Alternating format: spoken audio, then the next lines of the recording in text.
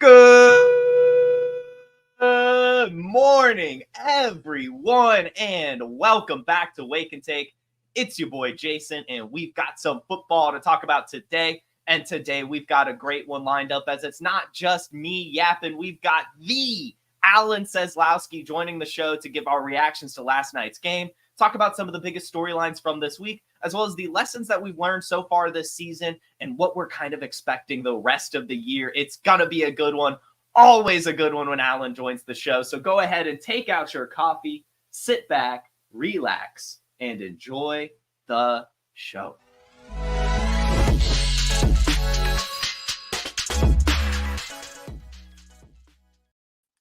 Alan, how's it going? Is that pumpkin flavored coffee? Please don't tell me that. Please. No, Jason. This is regular coffee in a pumpkin mug. That's fair. That's fair because pumpkin flavor. Well, I mean, for coffee, that would be disgusting. I'm not going to lie. Yesterday I went to Starbucks before Wake and Take to get the pumpkin cream cold brew. I treat myself to that every once in a while. Everyone listening, get that. It's really hold on. Here's the real test. Are you a pineapples on pizza guy too? Is that what you're going to tell me next? No, but I will say this. I had it for the first time a couple years ago, and I didn't hate it. I'll never have it again. I don't like hot pineapple, but it wasn't as offensive as I thought it would be. Yeah, this is exactly how I feel about anal, by the way. You know, I've done it once. It's enough. I didn't like how it felt when they did it to me. No, just kidding. Pineapple pizza, non-conventional sex. You know, it's all in the same wing here. What's that saying? Pizza is a lot like sex. Even when it's bad, it ain't that bad. Right. Yeah. Exactly. There's a pizza shop in my college that had that sign right behind the counter. I loved it. Good stuff. You are also bringing in Trip. Loves a good Alan episode. Everyone here is happy to see you. We're excited to have you, Alan. I want to know, we had Thursday Night Football last night. How you feeling? How you feeling this morning? Terrible, because I just overpaid for Jordan Mason. No, because I needed a starter in a bunch of Dynasty leagues. So here was the situation with Jordan Mason in Dynasty, right? Like, nobody wanted to pay a first. Nobody wanted to sell for a second, right? So, like, what the hell do you do if you want him? And a bunch of teams that were sitting in the bottom three had him. So what I had to do, Jason, was I had to overpay with a first, another player, so I can get Mason for a second. So that was the deal. I gave someone a first for Jordan Addison, and they gave me Mason for a second. So basically I paid a first and a second for the two Jordans. Not great, not bad, but it's terrible now that he's hurt. Yeah, awful now that he's hurt. Hopefully it's not too bad. These shoulder injuries could go so many different ways, so I'm sure we'll have some sort of information on this. The only concern there would be, of course, that when he is healthy, what if Christian McCaffrey's back? Because it's not if. He's coming back, right? And now Isaac Guerrero proved that he's a capable back too. 99 yards, obviously could have had the touchdown. Why the hell did he do that? They ended up scoring a couple plays later anyway, right? Yeah, I don't know. Yeah, it looked like he got caught from behind, kind of a little tripped up, but then he comes out after and says he slid to not. No, he did slide. Yeah. In the replay, he slid. He replayed. Yeah. So I don't know. And then I would be pissed. I'm not going to lie. If I'm a rookie, can ice the game like that in one of my first, times actually having full action, and I just slide, and then the damn fullback takes my touchdown. Yeah. Yeah, so that's the big takeaway there, I think, is the Jordan Mason tilt, because he was this year's Kyren Williams, right? Like, I know that's kind of like a funny cliche, but we picked him up in either he was drafted super late in a late draft, or he was the number one priority pickup, and basically he's been, a top 5 running back. And Jason, last year, Kyren Williams missed a month at a time also, so the story is still yet to be told. Yeah, he could easily turn it around. It's we'll see. Maybe Christian McCaffrey will come back and have his load managed or something. And I got to say, Shaka Zulu in the chat had the exact opposite. So we're having a little bit of the duality of man here. They were able to trade Jordan Mason for Kenneth Walker before this game. So shout out to you. Is that in a redraft? That has to be a redraft. It has to be redraft. Yeah, there's no way it's Dynasty. Or just really lucky in Dynasty. Maybe someone really, really wanted Jordan Mason. No. But so let me ask you this, Jordan Mason, because this is the story for fantasy from last night. I mean, there's a couple other things, but this is the main one. Yeah. So let's say McCaffrey comes back, right? Like, and Jordan Mason's an unrestricted free agent next year. He could sign anywhere. And let's say Mason shows he's healthy. I mean, do you think that Mason actually has a career as a starting running back in the NFL? Have you seen enough from him, or do you think it's Shanahan's system? I think that the Shanahan system would play against him in negotiations with future teams. I think that would definitely make it difficult for him to earn the money that he's worth. But I could see skills though. Yeah. But yeah, I could see him kind of taking the like Alexander Madison, Zach Moss, maybe Miles Sanders type career route but hopefully not as bad as Miles Sanders in Carolina. Yeah, no, Zach Moss is a good one. I like that. Like where he's kind of a mercenary back for a year. You know, he definitely showed like he's a tough runner, right? And that he can do some things. And I mean, you know, you're happy if you if you drafted Zach Moss, it's going well so far. So I don't know. I'm just pissed off about this paying a second round pick for him. And then I had 1 week of bad. He had 8 points last week. And then this week, obviously, I'm probably not going to have him for a month now. Well, and now we know why things fell off, why the Jordan Mason train fell off the tracks is because you traded for him. So thanks, Alan, ruining all our fantasy teams. So on the Seahawks side of the ball, I kind of just want to talk about Kenneth Walker at 8 receptions. 8 receptions for Kenneth Walker. This guy is looking like he's feeding families right now. Was he one of the better running back values heading into the season? Oh yeah, I mean he actually moved up to the 3rd round in some of these like last minute drafts. But you're right, like all off season long, he was a 4th, 5th round pick. He was one of the right answers. He probably would be like the 3rd or 4th running back drafted if we started our drafts over today, Jason. And Walker, he did a lot of that damage on that last drive, right? He had like 3 or 4 receptions, which by the way, that counts. You know, yeah. This is the role that I thought Zach Charbonnet was going to play and take it away from him. The Walker thing, it's weird because there's 2 types of like elite running backs in the NFL. There's like the Terrell Davis. You remember him from a bunch of years ago where he would just grind out like 8 yards, 6 yards, 5 yards, 13 yards, 15 yards, 5 yards. Whereas, what's it called? Our guy here, he is more like Barry Sanders, where it's like 2 yards, -1 yard, 40 yards, right? Kenneth Walker. So I mean, you have to have a certain, I'd rather the guy who just grinds out all these like positive plays. But look, if you have Walker, he's a home run hitter. You start him every week. And obviously the receptions are a nice bonus. Yeah, I'm ecstatic. I was a big Kenneth Walker guy. I'm an old school NFL fan, maybe mid school. Because the like mid 2000s Maurice Jones-Drew, Jerome Bettis kind of era. I love running backs, especially Kenneth Walker type running backs. I don't know what it is, just something about those types of players. So I was drafting probably too much Kenneth Walker. It hurt me at the beginning of the season, but hopefully stays healthy the rest of the year. We can get back on track here. You love running backs and Ryan Flournoy. I love running backs and Ryan Flournoy. There we go. A wide variety of fantasy players right there. By the way, he's go ahead. Well, yeah, he was on the field last week. I think 13% of snaps and had a couple of run blocks. So hopefully he's trending in the right direction. If he scores a touchdown, even in my best ball league, man, I'm going to be waiting for the victory laps. Oh, I'm trying to still plan the dance party, the victory lap, because I've kind of been thinking maybe I will grow my hair until he scores, something like that. Like just like really, really lean into this Ryan Flournoy. Don't use your man groomer until he scores. There we go. The misses might be upset. Not that hair. Oh, okay. I got you. All right, man. Well, this was some good conversation on Thursday Night Football. I don't want to talk about the other players. Actually, yes, I do. Deebo Samuel, awesome. We love a good Deebo Samuel touchdown. But I went up against Brock Purdy and George Kittle, and I don't want to think about that anymore. Yep. I want to move on. One last note on that is I know Brandon and I had the big week last week, but he's a bust for fantasy, right? Like there's no way you're taking him in the 3rd round if we started today again. It's just too inconsistent. Yeah. Okay. And that was one of the takes I got the most flack on. I was telling people to not draft Brandon Ayuk, and they were like, "Why? He's so good." I don't know. It's just it didn't make a lot of sense with this whole holdout and everything.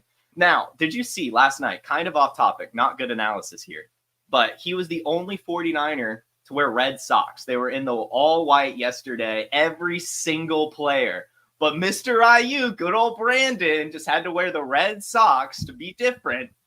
And I think that's why he's not doing well. Do you remember he had the social media video that went viral about he was wearing the wrong shorts a couple weeks ago? Did you see that one? Yeah, so there was a video where he was wearing red shorts. Everyone else was wearing black shorts. I don't remember what it was, but you clearly see Kyle Shanahan go up to him, kind of like, saying, dude, what's going on? You couldn't hear anything, but you saw the body language. Yeah. And then you saw Brandon Ayuk like throw his helmet down, take his shorts off, put on the other shorts. So when you said I thought you were about to talk about this other video. This happened a few weeks ago also with the shorts. No, just last night. It seems he's just not a big team player right now. So, hey, maybe that's a sneaky trade candidate still. We'll see. Where the trade deadline is getting nearer and nearer. Now, let's move on to some of the big changes coming around the league, and we'll start at the quarterback position. We've got 3 quarterbacks making their first start of this year, and I kind of want to briefly get some of your expectations here, and you could answer if you're starting or sitting them or just in general, however you want. But we'll start with Drake May. What are your kind of expectations for this in New England? Okay. So I'm going to throw this question back to you for a second, and then I will promise you I will answer this question. Are you on team sit your rookie quarterback or on team throw him in there, dude? We drafted you in the top 5. Let's see what you got under the craziest conditions. Where do you lie and why? So to me, it's going to come down to situation. For this particular one, I like how the Patriots have played it, and I think they're pulling the plug maybe 1 week too early. I would have liked maybe next week against the Jaguars or something instead of the Texans defense. But I think when you're this bad of a team, I'm not really a big proponent of the killing the confidence thing, especially if you have a good coaching staff and good players around you. I think Bryce Young, unfortunately, last year was thrown into the situation too early, but that didn't have the support system either to help his mentality, to help his confidence level. Whereas I believe that Gerard Mayo is kind of a leader of men.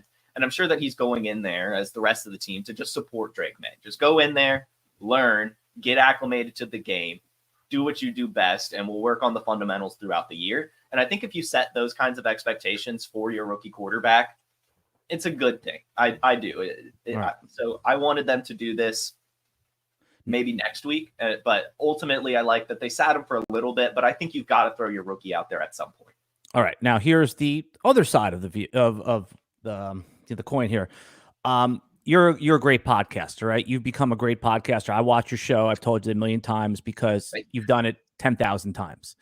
What if they would have said, hey, why don't you sit there and watch Podfather podcast before we give you a podcast, right? Just watch him. No, that's not how you learn podcasting by podcasting. Now, I know 350-pound athletes that can run a 4.3 coming at you is way different than podcasting. I understand there's more hazard. But point is, in my judgment, and again, this is just my opinion, is that you learn by doing the thing, not by watching the thing. Now, if you are someone whose confidence is going to crumble because things aren't going well, if you're David Carr, the brother, remember the brother was famously sacked a gazillion times, then if you don't have that mental fortitude as a top 5 pick to take like the bruises, then maybe you're not that guy anyway, right? Like you throw the guy into the deep waters, see if he can swim. If he survives this stuff, then I think that those type of like proverbial scars help the guy. Now, listen, this has been debated since, for the old school guys, they sat. Right? Like Patrick Mahomes is famously sat for a year, but I also argue, what if they played Patrick Mahomes? Maybe they would have won the Super Bowl instead of getting out deep into the playoffs. So I'm glad they're doing it now, but there's nothing more valuable, Jason, than a rookie contract. We got to know if he's good right away, because by year 3, these guys already want a contract extension, right? So we have to know right away if they're good. Good examples of this is like cutting bait right away with Trey Lance, right? Like Zach Wilson probably, you knew a year before that, but they gave him 1 extra year.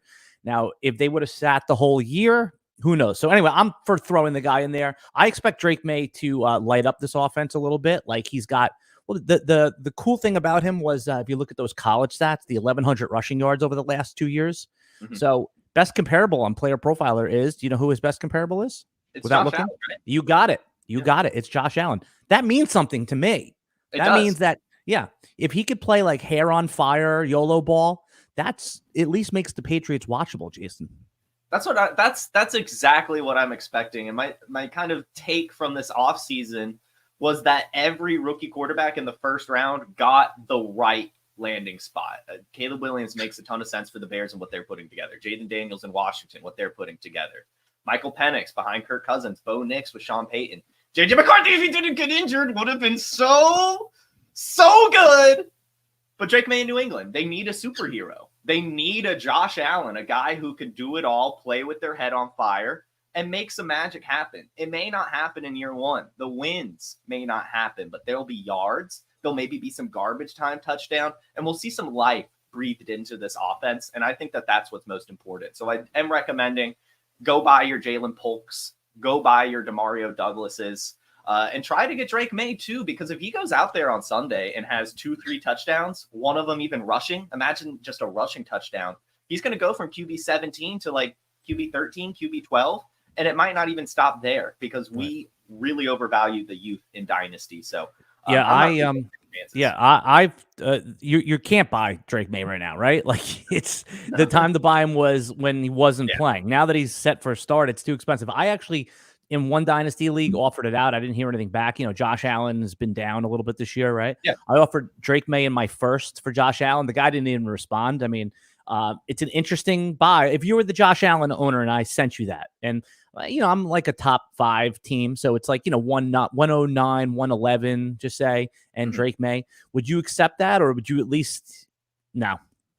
Okay. No. I mean, if I'm trading Josh Allen, I want that King's ransom. Right, but you're not getting it right now. That's the problem. No, you're not.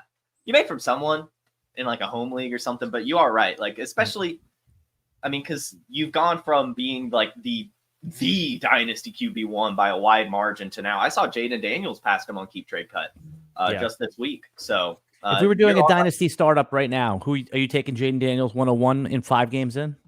No, I can't do it because as good as he is right now, as well as he's playing, we do still have the size concerns. He is still like a very slight framed quarterback that is on paper injury prone. And obviously a lot of his play style will lead to that. He's running away from hits and he does slide often, but I do still think that concern is there. I think it's a little too early to crown him as the QB1. I mean, we didn't even do that with CJ Stroud, right? And he had like, it's different. It's different. Yeah. Because Stroud he's a pure pocket passer. And that is true. Yeah, I mean, CJ Stroud reminded me a lot of like the Justin Herbert from the year before, right? Like where you're right. I just looked Jaden Daniels QB1 and Keep Trade Cut, and I don't hate it. If I had the 101, I would take him. You know, I would. I mean, I just sorry, I said Jaden Daniels, right? Yeah, I mean, it's sometimes you have to make that move before it actually happens, right? Now, if you're wrong, you would have taken him 2-3 picks later. What's the difference?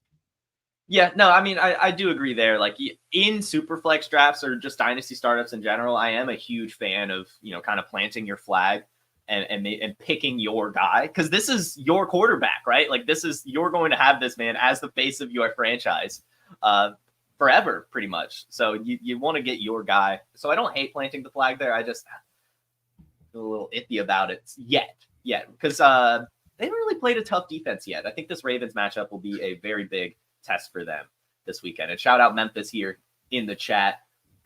Memphis, I gotta have you back on soon, man. I'll DM you after the show.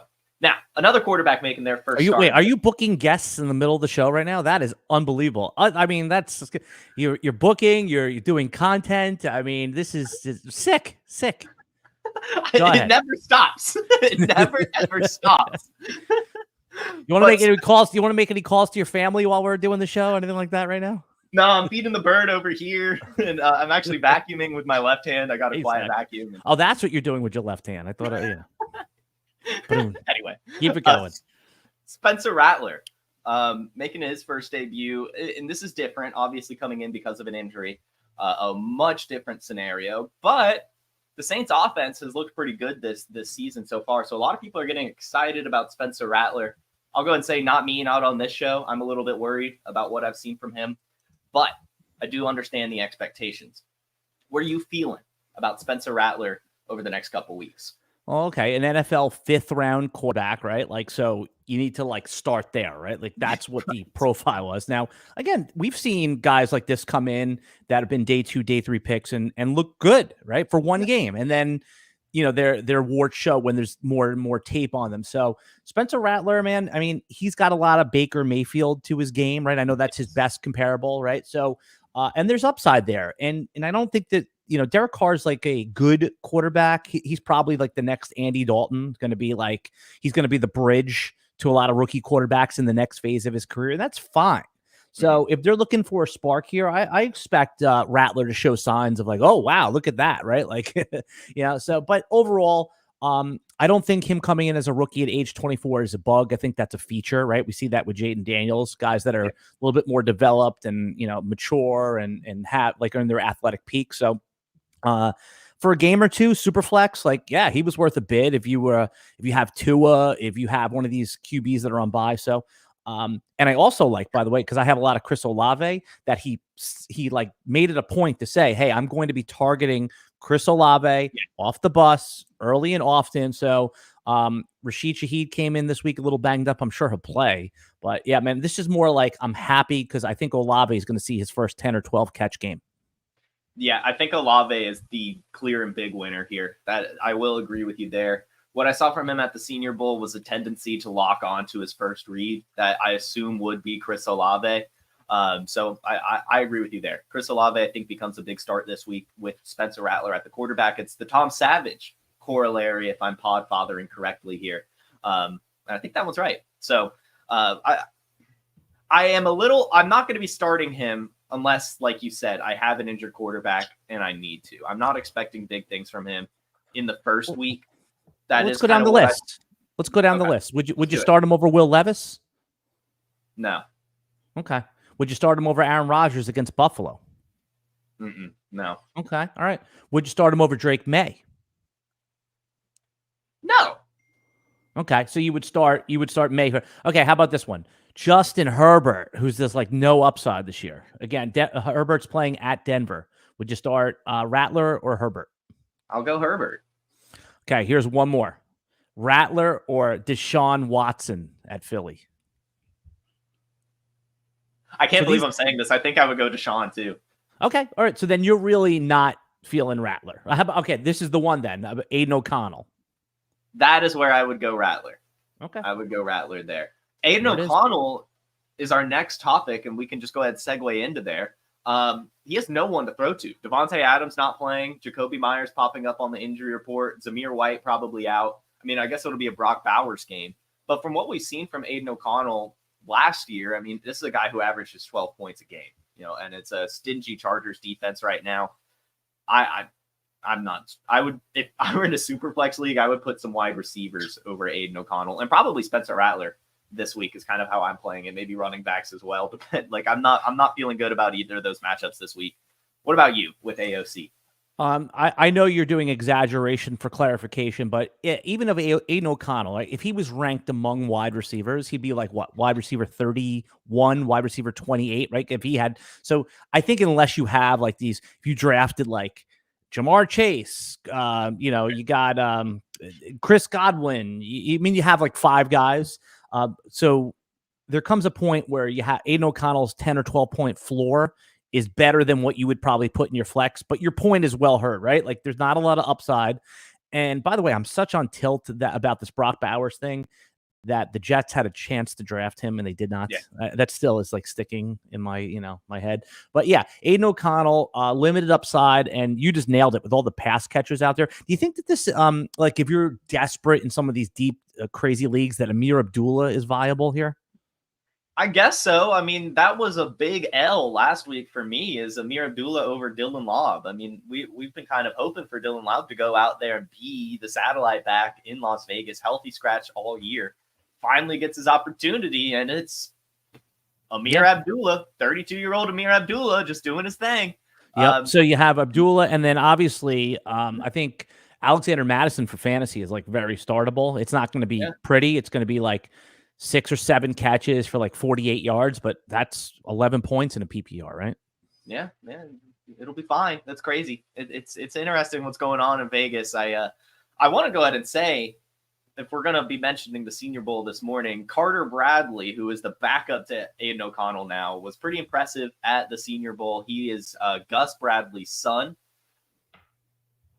literally just the definition of a backup quarterback. But I think if he could go in, he would be fine. So if your guys are looking for a deep super flex stash, there you go. Carter Bradley. Seems they're done with Minshew. We'll see what they do with Aiden O'Connell. I'm sure he has a long-ish leash. What do you think about the way they played this situation, actually? Because this is what's kind of frustrating me is Aiden O'Connell earned the starting job last year, and they bring in Gardner Minshew for the competition or whatever. But if they were going to give Gardner Minshew such a short leash, I feel like they should have just started with the guy that they were with last year instead of going back to him, because I feel like they've kind of killed a little bit of the confidence to the kind of Drake May conversation earlier by benching him. Yeah, and again, if you're killing a guy's confidence, you're a professional athlete. You have to have the thickest skin, and only the thickest skin or the most elite athleticism where it doesn't matter. So when you're in big boy ball, this is what happens. And here's what I believe could have happened: is that Antonio Pierce, he earned the extension because he came in as the interim coach and had some success. He does not strike me as the type of guy that's going to get a second chance if he fails in Las Vegas, right? Like, he's not like, oh yeah, he's not Mike Vrabel, right? So he's going to do what he believes is the best chance to win, because every win matters for him. It's he needs to have like playoff appearance to even be considered to get into that sphere of like as a decent head coach. If he has a 7-10 season, they miss the playoffs, he's fireable this year. We see head coaches all the time with a lot of time left on their contract just get clipped. And so, and it's the same thing for Callahan in Tennessee. Like, he does not strike me as a guy who's going to get a second opportunity. And that's why, we'll get into it maybe another time, but Mason Rudolph is a live asset in some of these super flex leagues. So yeah, I have no problem with they brought in Minshew. I thought Minshew was going to be capable as well, but you always knew, like, you almost want to, if you were drafting Minshew or Aiden O'Connell, you almost wanted the guy who wasn't starting, so you would have a best ball quarterback in the second half of the year, because you knew that whoever starting was going to get benched. Yeah, I know. I was a big Gardner Minshew drafter. I love Gardner Minshew. I honestly think it's the persona of Gardner Minshew that sells me. I just love the guy. Yeah, I mean, he's going to be a great backup for years. Like, he's probably the 38th best quarterback in the league or something like that. Around right? Like, there. Yeah. I mean, who's the number one backup quarterback in the NFL right now? Like, if you're a team and you have a solid start, you have like an Aaron Rodgers, or you have something like, who do you want as your backup quarterback? Based on what we saw last year, it's probably Jake Browning. Jake Browning did a really good job in Cincinnati. He's not going to lose you those games, really. Joe Flacco is another good one. Oh, yeah. I mean, he's probably a starter worthy, right? What a guy. Yeah. It's so fun what he's putting together. Yeah. And then the other guy would be Carson Wentz, who's Patrick Mahomes' backup right now. Yeah. I am curious to see what would happen if, like, the Chiefs, lock down the division and we get Carson Wentz like week 18. I'm curious to see how he'd look in that system, because that was a big fall from grace that Carson Wentz went through. Yep. Now, I want to talk very briefly, because I want to get into your takes for the rest of the season and stuff like that. But Nico Collins landed on IR this week. I've got 2 questions for you, maybe 3. Would you be buying Nico Collins right now? Nobody's selling him. Fair. So then would you pay the pre-injury Nico Collins price? Yes. Right. Like, but what is that price, right? Like, would you, if we're doing a dynasty startup draft, 1 QB, right? So it's going to be all receivers that go. All right, let's go through it. It would be Jason Jefferson would go 1-2. Yeah. And then Malik Neighbors would probably be pick 3. Yeah. Right. And now Nico Collins is in play. It's him or Lamb, right? Depending on your flavor. Yeah. Probably Lamb. And then, I don't know. I still feel like I have like a Monra, Marvin Harrison ahead. Marvin Harrison would not go ahead of those guys. It would be, like you said, Amon-Ra. Now, you're right. Somebody might say, hey, I love the youth. You're right. Yeah. But it's Amon-Ra, it's Nico, it's Lamb. So if you want to pay the elite price, like, I never think it's worth doing that unless you're getting like a discount, which who the hell is. So like you said, but Rashee Rice was headed that direction too before the injury, right? He was. Yep. So why is Nico in that tier and Rashee Rice now isn't? You think there's no way Nico is going to fall to? Oh, because if Nico is out for the year, maybe he would fall. Yeah, if he was out for the year, he would fall. But I think also with Rashee Rice, I mean, like, the Chiefs, I think that with Travis Kelce probably out soon enough, there's probably still in the market to draft another wide receiver next year. Xavier Worthy's only going to get better. They'll probably be able to sign Marquise Brown again for pretty cheap. And I know that didn't really affect Rashee Rice's production, but I think that you can just draw so many or come to so many ideas that the Chiefs would add another weapon even to keep away from Rashee Rice. And then you have the whole suspension thing too, which they're looking at trying to get it done this year while he's injured, which I don't really agree with. Like, it doesn't really seem like you're serving a suspension if you're injured, but they're not going to do that. So I hear the same things you're hearing, but the NFL is trying to deter this drag racing thing. This isn't like hey, I was in a nightclub and got into a fight with another idiot that was bugging me. This is something that like is plaguing the NFL, this drag racing, especially leaving from the scene of the accident. They're going to want to punish him. They're going to want Roger Goodell's going to be like, oh, we'll tell you when the suspension is coming. They're going to want to see Rashee Rice play a full complement of games, and then they're going to act. They're not stupid, right? Like, so they're not going to be like, oh, he's been cleared by a doctor. Okay, go play. We're not haven't made our decision what we're doing yet, because by the new collective bargaining, they can institute this punishment anytime and any way they want. Wow. You're not getting away with it if you're Rashee Rice. You're not. Good. I mean, good. He shouldn't. Right. I agree with you. Again, I'm not a prude at all. Like, like a guy, even in the Josh Gordon, Martavius Bryant days, like when they were smoking weed, it's like, who cares? Right. Like, I mean, I always drafted the weed guy. You always want the weed guy. I mean, it's just like they fall for no reason, right? Because but in this particular situation, it's just like, yeah, man, it's like drunk driving, drag racing, that stuff affects other people. So yeah, hit and run, like it's just yeah. I mean, everyone makes mistakes. You know what I'm saying? Like, you're a young kid. I did stupid stuff when I was young, like crazy stuff. I don't even want to know. Yeah, no, you're very, very good. But I'm saying is like when it probably does need to be addressed. I have never seen this before. Go Jin in the chat saying that Rice wasn't even there. I'm pretty sure there's video of him there. So I am curious. Well, if he wasn't there, then he will be exonerated. I'm going on the assumption that he was, and you're right, innocent until proven guilty. Absolutely, 100%. But if that's the case, then I'm sure he'll be exonerated. For sure. Now, back to the Nico. I just want to know your thoughts on Tank Dell, really, because this last week especially should have been the window for him to just go out there, catch some passes after Nico Collins got hurt, but was outperformed by basically everyone on that team. Not really getting any usage at all this year. Are you in panic mode with Tank Dell? I mean, you didn't get what you paid for in the 4th or 5th round so far, right? So panic? No, because you've already seen it on an NFL field. Supposedly, this was the guy that C.J. Stroud was banging the table for. It's a long season, right? Like Tank Dell, we always knew was going to be a little volatile, right, Jason? So, I mean, what's good about Tank Dell, especially in like keeper dynasty, even redraft formats, if he does it one time, if he has a 6 for 80 and a touchdown, he's right back to where he was because we saw it last year. So, I mean, you're not happy with the pick, but you're not happy with Breece Hall. You're not happy with Bijan. There's a lot of guys that you're not happy with. Yeah, no, it's a lot of season left. Don't panic yet with Tank Dell. If you could get him for a decent price, I would be doing it. I really hope that this window he turns it around. Like you said, especially with Nico out, he's got to be getting 7-8 targets, right? I mean, unless I mean, you got to love Stephon Diggs too. Do you know? Okay, without looking, Stephon Diggs is wide receiver what on the year?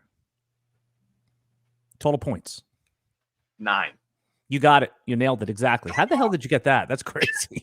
It's all in here. Yep. I mean, he had 2 touchdowns in game 1. He had a rushing touchdown last week or the week before, whatever it was. And that helps. But you know what? Those points count. Yeah, they do count. And he's killing it. He's playing really well. I mean, did you see Nico Collins said specifically that they're playing for Stephon Diggs this year?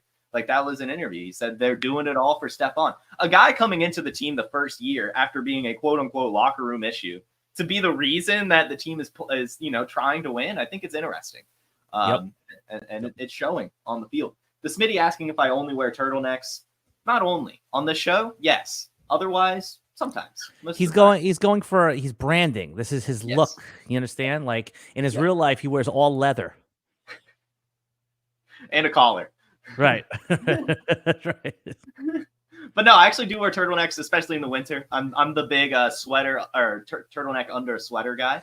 I would be disturbed if I saw you in a t-shirt. I almost wouldn't like it. I wear mock necks even. Like this is good. Like, stick with this. It's a good look for you. You have a nice look about you. You're a nice looking young man. You got a nice beard. You look artsy fartsy. Stick with this. It works. Imagine I was sitting there like this and we switched outfits. Give me a break. Come on. This is good for you. I think you look great in a turtleneck. Yeah. I mean, I have pictures of me in a turtleneck from 100 years ago. And I mean, it was almost like they used to call it, you ever heard the term Guido? You know what a Guido is? I have heard the term.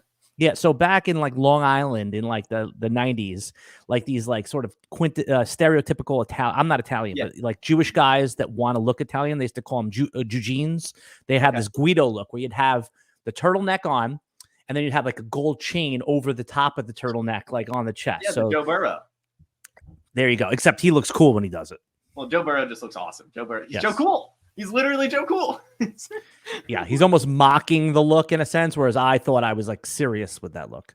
I'm sure you looked great with it. I want to dig up those pictures. I think a new Twitter profile picture might be underway, Alan. Oh my God. Now, speaking of your reactions to the past of wearing a turtleneck, I want to get some of your reactions to the season so far. Yep. And we'll start with accountability time. What's a take you had this offseason that, you know, you're starting to feel a little bit worried about? Oh man, there's so many, but the big on my redraft teams, full disclosure, are doing so badly this year, and I've never done bad. I've always been like, okay, I could at least figure it out. It's because a lot of the leagues I play in at least had like a little bit of a premium for tight end, Jason, like either 1.5 or 2.0, just making redraft a little more spicy. So I went heavy tight end, like Trey McBride, Dalton Kincaid, both on the same team. So a lot of my teams are quote bully tight end. So obviously with all the tight ends doing poorly, I was like, why are my teams doing so crappy this year? It's because I loaded up on Dalton Kincaid. I thought for sure he was going to be like, get the Travis Kelce peppering 12 targets off the bus type of thing. So, man, did I misread elite tight ends. Now, the good news is in some of those big bully tight end teams, Jason, is that I got Travis Kelce, and I think where Travis Kelce is back. Like if we're doing rest of season rankings, he's tight end 1. Yeah, I think that he just had 9 targets, I think, last week, which is very Travis Kelce of him. Seems to be back on track with Rashi Rice out, so I agree with you there. What was your biggest swing and miss? A lot of them. Also, tight end was one. Big one. Yeah, the biggest one is probably, and now it's going to end up being okay. But I was a big I don't want Jordan Mason guy. I was avoiding Jordan Mason when the hype was bubbling up. He was like a 15th round pick, or he was a free pickup. I'm not free. You paid for him. I know, but like, come on, man. That's a bullshit miss. Give me a real miss. Sorry, dude. I didn't miss a lot. What do you want from me? I was like drafting I guess Kyle Pitts is maybe a big miss, but I don't know if you can classify that yet. No, it's a big miss. That's a big miss. Yeah. Because the one game that he went off is he was on your bench. No, not me. No. Oh, okay. All right. I do not bench Kyle Pitts. No. That's fair. No, I mean he's tied in 4 right now. I think he could turn it around. Maybe I guess like I was I don't know. I was avoiding Tyreek Hill. I was avoiding Christian McCaffrey. I was avoiding CeeDee Lamb. Who's your favorite first round pick? Your favorite first round? But I think that's still going to be fine. That was fine. I was still drafting Justin Jefferson, so I'm feeling good about that. In the second round, I was going Saquon. Like, I don't know. I don't know. That's fair. All right, let's move on then. Let's move on. I mean, like I said, for me, it was definitely being overly aggressive on tight end, which is I don't normally do that. I just thought like that was an edge this year, and not only was it not an edge, it was a negative EV play. There's still time. I think Trey McBride will turn it around for sure. It's bad. It's bad. Yeah. There's no way that's paying off. Dalton Kincaid hurts for sure, but I think McBride, your Kelce shares. Maybe you got Hawkinson for some of these teams. My team is like dead man walking. By the way, I still set my lineups when my team is dead because I don't want like someone to get that cheap win. I advise everyone to do that. Yeah, definitely still set your lineups, guys. I mean, it's easy these days. Sleeper gives you a notification if you're starting inactive players. Just click that button. You don't need Sleeper. Either you're an asshole who doesn't set your lineups, or you care about your fellow human and you set them. I like how everyone knows they have fantasy teams, you know? Either you hate your league and you hate people, or you love your league and you love people. And those are the only 2 options there. Now, to the opposite. Yeah. A little bit of a victory lap. What's your take you're feeling great about? The video I made for PlayerProfiler, and I got pushback even internally from your guys, was I put out a video in the draft kit that said Chase should be the 101. Jamar Chase should be the 101 in all drafts. And this was back in May I put this out. Nice. And you know, like, oh, wow, you said Chase should be a first round pick. Oh, yeah, that's such a bold take. No. Chase was like the 6th, 8th, 9th pick, right? And then I said the 101. I said, and the rationale that I gave, Jason, was that all these receivers seem to have like the big year, like CeeDee Lamb's from week 7 on, or whenever it was. Justin Jefferson the year before. It was Chase's turn. He'd been in the league for 3 or 4 years. He'd been wide receiver 5, wide receiver 12. Like, he'd never had that like monster year. And right now, despite the little bit slow start, he is the number. If we did a redraft for the rest of the season, Chase would be the first overall pick. I don't even think it's like a question at this point. So my victory lap is Chase 101. I took some heat for it. I even had a guy hit that video at Player Profiler on one of the comments and say after week 2, oh, how's this looking now? I said, dude, it's week 2, and now obviously that's looking good. So that was my best pick, was taking Chase, forcing him in the first round. I love that. I mean, why were people fading Jamar Chase? I don't know. Because he had never done it before. Even internally at like RotoWire, the guys were saying, well, if the teams have adjusted, they play too high shell. Look, Chase still even has more upside right now. On 6 catches, he like takes it to the house every time. So imagine if he gets 10 catches. Is it going to be 400 yards in a game? It's, obviously exaggeration for clarification there. You know what, Alan? I'm gonna take that take right now and say that Jamar Chase has a 300-yard receiving game this year. I mean, let's go, baby, to the moon. He does it. Yeah.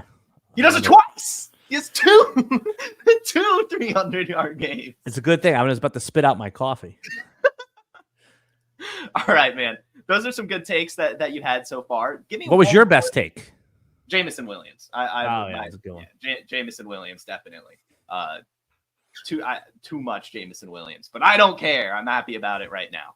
Now, give me one more thought so far. A player that's impressed you, disappointed, someone you're keeping an eye on, but just, a little takeaway from this season so far that you weren't expecting. Yeah, I don't think we need to dig too deep, right? Like, the guy who's impressed me the most here was Kyren Williams, right? Like, we saw it last year. Traditionally, a guy like that would be a top 5 pick.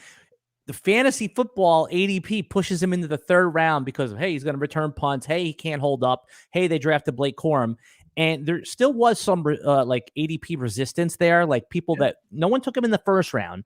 But if you started your draft like Nico Collins, Kyren Williams up until this point, you're obviously in 1st place. So he has been the most impressive. This guy was like a 5th round pick. All the measurables were terrible. And meanwhile, like all this guy does is give you 100-yard games and a touchdown. He has been the most impressive player in the NFL and in fantasy football. Hard to argue against that. I mean, everything stacked against him. No athleticism. Blake Corum. Rams not looking as good this year. Like, how could he get it done? Why would you be drafting him in the 2nd, 3rd round? Jason, would you mind if I took a pee break? Just keep it going for 1 second here. Yeah. All right. I'm quick though. I pee so quick it's gonna blow your mind. Watch this. Alan, the proficient pisser. You're live on the show, but he is right about Kyren Williams, guys. We've talked about it a few times where we wanted Blake Corum, but we felt that people were getting a bit too over their skis as it pertains to Blake Corum taking the job from Kyren Williams. When a player shows that they can play ball, they're more than likely gonna keep playing ball. Now, I will concede, I do still think that Blake Corum will be splitting at some point, maybe making this a 70-30 by the end of the year. We saw the carry start to go his way last week. Hopefully it keeps trending that way where Corum can take over for Ronnie Rivers. I think he has at this point, but either way, Kyren Williams looking like a really good draft pick for those of you that did it. I know not a lot of us did at Player Profiler, but definitely a good draft pick and a big surprise so far this year. And Paulo, you want to know if you should trade Breece Hall for Kyren? I feel so much better right now. Oh my God. Good. That was ridiculous. You are a very quick pisser. And that was like actually a lot. My wife goes, that was a long one. You see, I'm normally pee a lot quicker than that. Do you just split up your peas? Like, do a half a pee now and a half a pee later? So I've had this discussion with my urologist before, right? Is that I pee so much. So obviously I thought there was something wrong, but he just said you have a small gas tank. He's like, you have a small bladder. No, I suffer from that too, Alan. I had to go to the doctor in high school because my mom was like, you were peeing way too much, and did all the tests, all the blood work. And they're like, no, you just. Yeah. I mean, and you drink a lot of coffee, right? Coffee's it makes you pee a lot. And water. Obviously. I drink at least a gallon of water a day. Oh, good. Okay. I love water. Yeah. Gallon of water. I think that's exactly. Is that right, Stacey? Is that the right amount you're supposed to drink? A gallon? Half of your body weight, she said, in water a day is the proper amount. In ounces. That's a lot of water. In ounces. pounds. Like that's a lot of pounds. How much do you weigh, Jason? 140. He weighs 140. So he's supposed to drink 70 ounces a day? 70 ounces a day. How many and gallons? A gallon is 64. Okay, yeah, so there we go. There you go. Right there. I'm killing right. it. I mean, that's ideal. I mean, no one's going to do the ideal thing. I am. I fill this thing up probably like 6 times, and this is a 32. So that's a lot more than 70 ounces. So a water drinker right here. Mm-hmm. For sure. And we had a great discussion on Kyren. Somebody asked if they would trade Breece Hall for Kyren right before you got back. I would say no.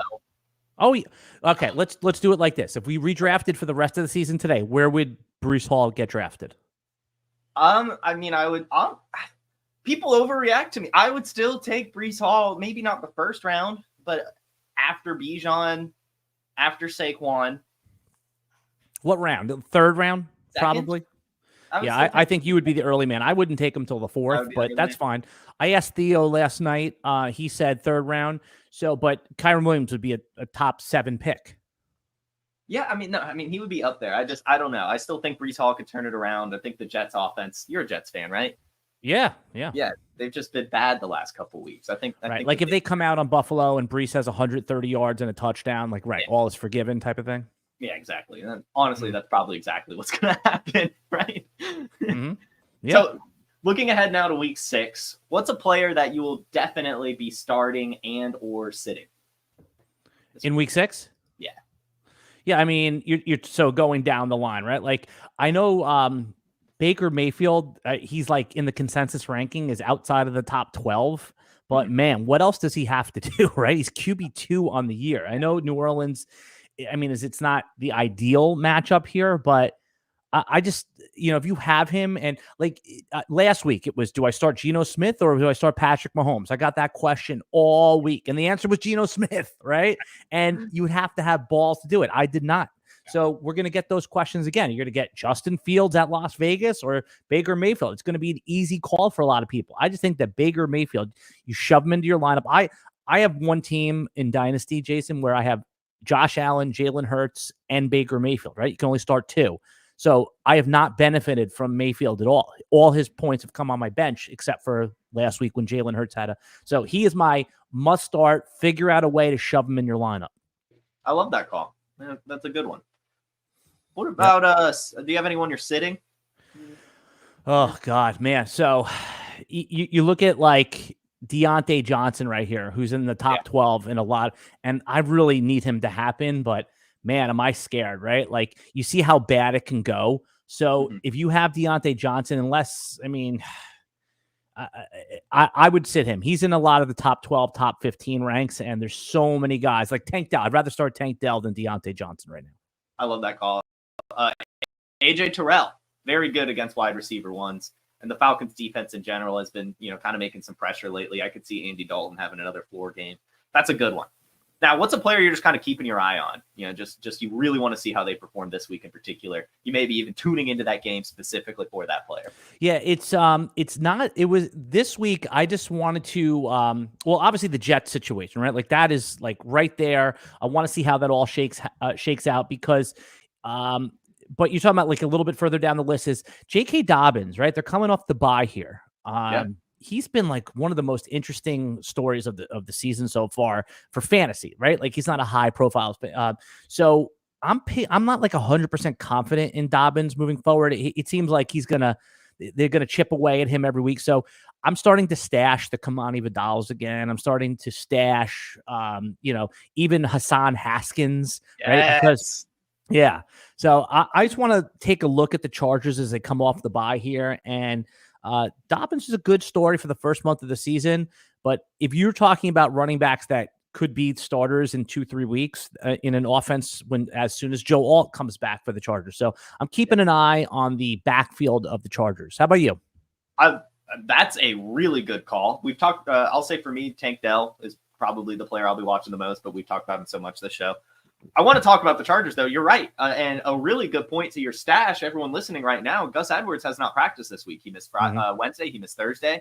Probably going to miss today and probably not play. Then we're going to see probably Hassan Haskins, unfortunately. But Kamani Vidal might get activated. Remember, Haskins wasn't he there at Michigan when Harbaugh was there? He had he was a Heisman finalist Yeah, so ran for like 200 yards against Ohio State, was a big part of that Michigan success. Literally made Zach Charbonnet transfer. The reason Zach Charbonnet went to UCLA is because of Hassan Haskins. And so there's definitely some potential there.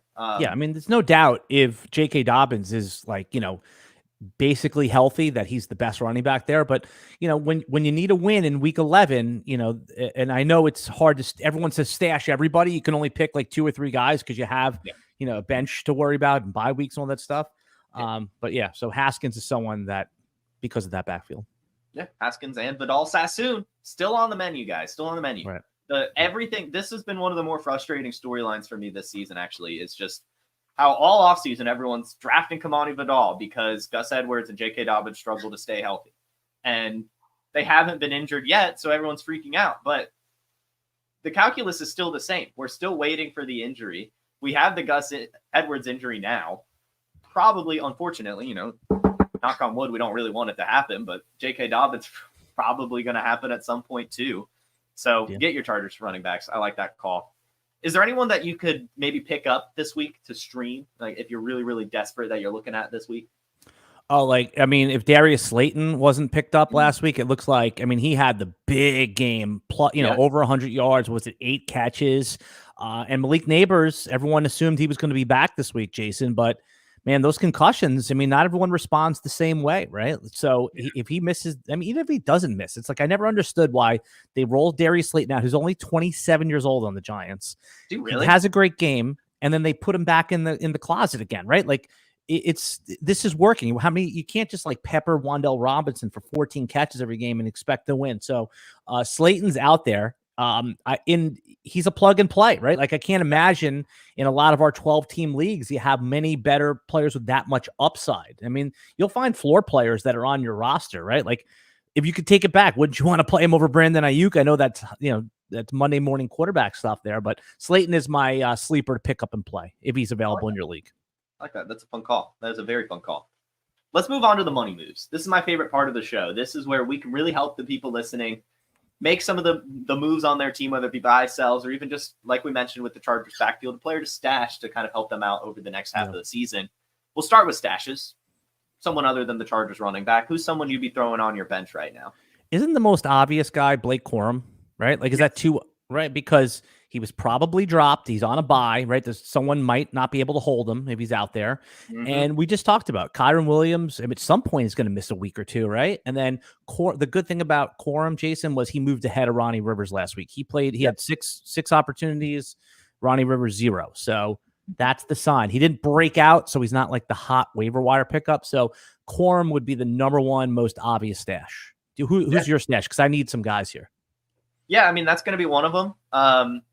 Really, I'm trying to stash all the rookie running backs right now. The ones that we have. Jalen Wright, Trey Benson, I think is another good one. It was Tyrone Tracy, Kamani Vidal, Marshawn Lloyd. He'll be coming off IR next week. Really, all of those guys. Wide receiver department, we're still holding on to Ryan Flournoy. Right. I think DJ Chark also, I think, is a very interesting one. Very, very interesting one because that's a part of the Chargers offense that they're missing. They are missing that. And Justin Herbert can take those deep shots. I know he's available in literally 99% of leagues. And I think that's a fun one that I think people are kind of glossing over right now is DJ Chark. Now, I have not stashed any of the following players I'm about just to rip off. Are you interested in any of like the Jermaine Burtons, Malachi Corley types? Yeah, I'm not either. Or just who are some of those other receivers there? I finally dropped Andre Yoshivas in redraft. Yeah, I'm talking about in specifically the rookies. Like, oh yeah, none of them, right? Like those guys that were going in that range. It's just Devontae Walker. I'm having to look at myself in the mirror about a lot recently.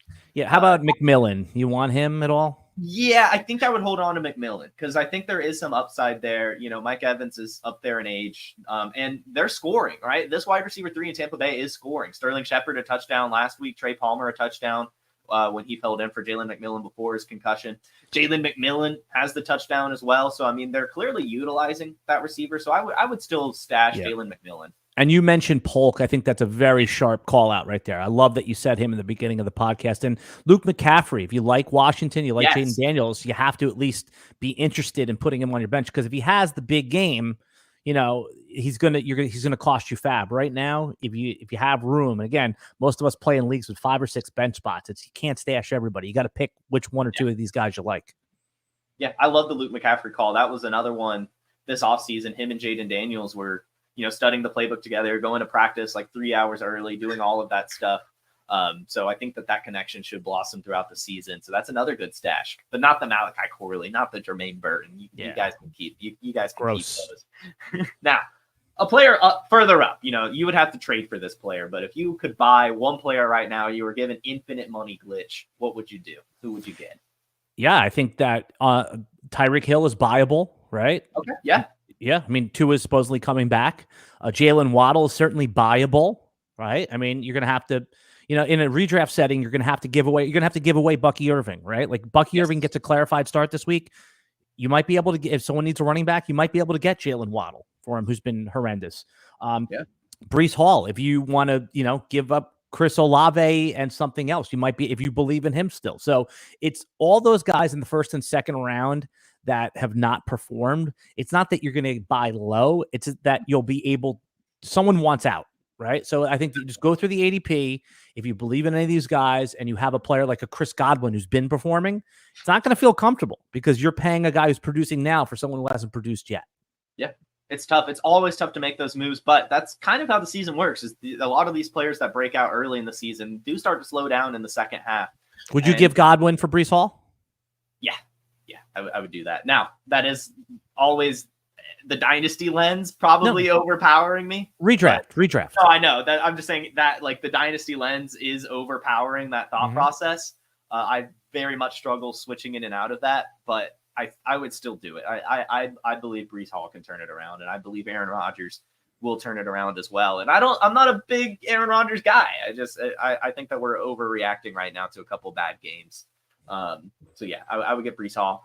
Bijan Robinson, another big buy for me. And guys, if you want more buys, we did do a market watch episode on Wednesday, and I had no sells. It was just 8 players to buy. Normally we have a sell or two, but I'm feeling some good market timing here, guys. So go check out that episode on Wednesday, the market watch for my top 8 buys of the week.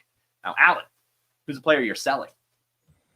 Oh man, all my tight ends, get them off my damn team, right? Yeah, I mean, so when we say selling, it's like, okay, you think that this guy is pretty much peaked at where he's going to be, right? So, Rashid Shaheed, if you could sell off some of that production, right? I think Xavier Worthy off of these unsustainable like gimmick plays, I think is a decent guy who's got some name value. I think you can get a running back if you need some running back help. If you sell any of those guys, the obvious one is Alec Pierce, unsustainable. Although I love what he's doing right here.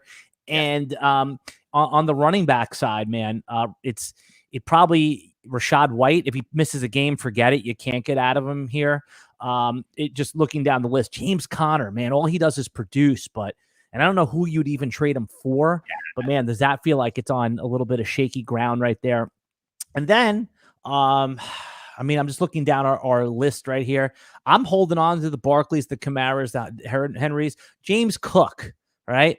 Once that injury seal is broken a little bit, I'm not sure I want him. So if somebody wants to, again, I keep using Chris Godwin because he was a late round. If you want to, would you sell James Cook for, if you needed a wide receiver, would you sell James Cook right now, even if he misses a game, for Jameson Williams? Or is that running back too valuable? You are tugging at my heartstrings right there. James Cook has been a sell of mine, so I do kind of want to get out from under him. Now, it's going to be tough with this injury. Looking like he's not going to play, so it'll be tough to do it this week. But Jameson Williams, I would try to get a little bit more, like ask for like a handcuff running back or something to kind of close that gap. But I do firmly believe in JMO. I think he can keep this pace going the rest of season. And especially if I need a wide receiver, I think I would be making that move. All right. Then what about you? Agreement there. I told you I'm trying to get James Cook. Like I feel like I landed on like found money there. But again, I just worry once that injury seal is broken, like what you could do. So, and then in the tight end department, certainly not selling Travis Kelce, but the Tucker Kraft thing is like the weird one, right? Like right now you could actually sell Tucker Kraft for Mark Andrews, there's so many guys that you could sell. Tucker, there's a market for Tucker Kraft right now. So is he a buy or a sell for you? I am thinking I'm buying. I Right. think in Dynasty, in redraft, depending on my tight end. Yeah, redraft, because you know what? Everyone has such tight end, like no matter who you drafted, other than the 3 or 4 guys, the Jake Ferguson, everyone's desperate right now. Like the only guy who's like, yeah, I'm okay, is the Pat Fryermuth owner. But man, if you're the Andrews owner and you've been starting like Colby Parkinson, if you're just like, oh my God, I've been starting Hunter Henry, I've been rolling out Cade Otton at times. Yeah. Kraft is a player that has a market, and that market might go away if he has a down game. Yeah, no, I agree. I mean, if you could get like the top of the end, because I am still buying Mark Andrews, like that's one. If you could get into the elite tight end tier from Tucker Kraft, I would do it. But I mean, like I feel like in a dynasty, you might be able to get him for like a second. No, it ain't happening. You don't think so? That's probably what he's worth, but you're not because the guy who has him, it's just like, thank God I found a solution. Now, if you and I would pair up nicely, because I would trade you Andrews for Kraft. Okay, see, there we go. Yeah, so I think that's a trade that can get done. We need to be in more leagues together, Alan. I know, we'd match up perfectly. Now, I see index of suspicion saying that Kraft only exists because Musgrave is injured, and I would like to push back against that. Week 1, they were both healthy, and they both had a very similar target share. Last year, we kind of saw a lot of the same too when they were both out there. Tucker Kraft was involved. Tucker Kraft has played so well. I think he's taken the starting job from Luke Musgrave. I don't think Musgrave is coming back to the targets that he had. I think Kraft has earned the tight end 1.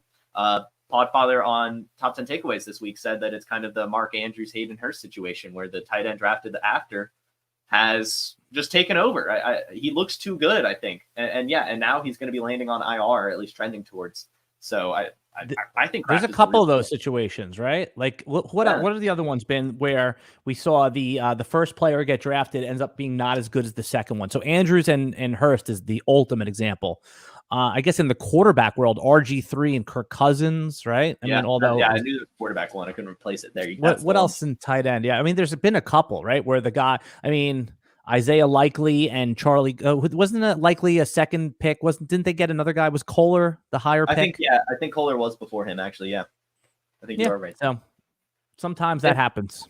It's interesting. It is. Aaron Jones and Jamal Williams. There you go. Wow. There you go. Nice one. Jamal was a 3rd round pick. Aaron Jones was a 5th round pick. Yeah.